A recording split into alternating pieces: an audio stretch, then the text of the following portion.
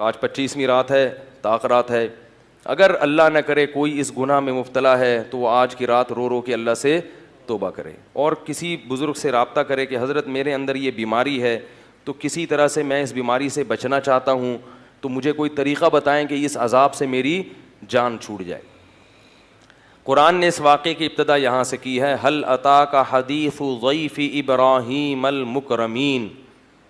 ابراہیم علیہ السلام کے بھانجے تھے لوط علیہ السلام، جو ابراہیم علیہ السلام پر ایمان لائے. اللہ نے آپ کو بھی نبوت دی تو انہوں نے بھی ابراہیم علیہ السلام کے ساتھ ہجرت کر کے اپنے ملک کو چھوڑ دیا.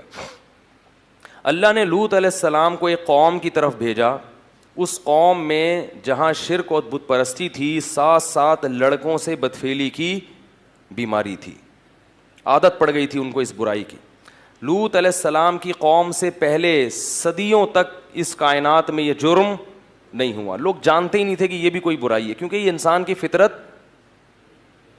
اس کو مانتی نہیں ہے. انسان کو اس طرف اللہ نے رغبت رکھی نہیں ہے. یہ جب تک کوئی باقاعدہ عادت نہ ڈالے بری، پڑتی نہیں ہے. یہ خود سے پڑنے والی عادت نہیں ہے.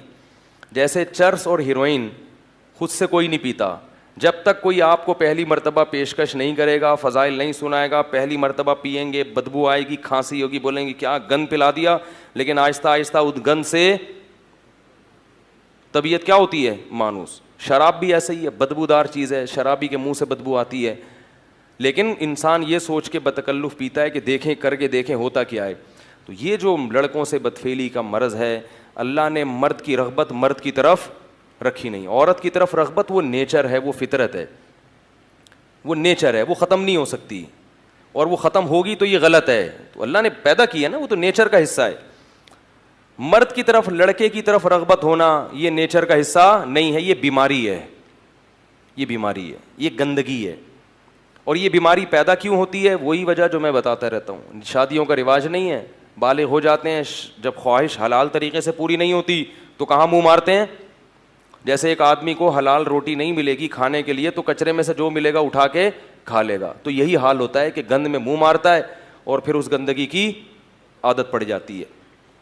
بعض لوگ ایسے ہوتے ہیں جن کو بلوغت کے وقت ہی عادت ہوتی ہے اس کی. تو وہ لوگ ہوتے ہیں جنہوں نے دوسرے نے ان کو خراب کیا ہوتا ہے. کسی دوسرے نے، جس کی عادت خراب ہو چکی ہوتی ہے، اس نے خراب کیا ہوتا ہے اس کو. تو ہے یہی کہ جب آپ فطرت سے دور ہٹو گے، نکاح سے دور بھاگو گے تو گندگی میں اللہ تعالیٰ شیطان کو آپ پہ مسلط کر دے گا اور وہ شیطان آپ کو گندگی میں، بولو بھائی، ڈال دے گا.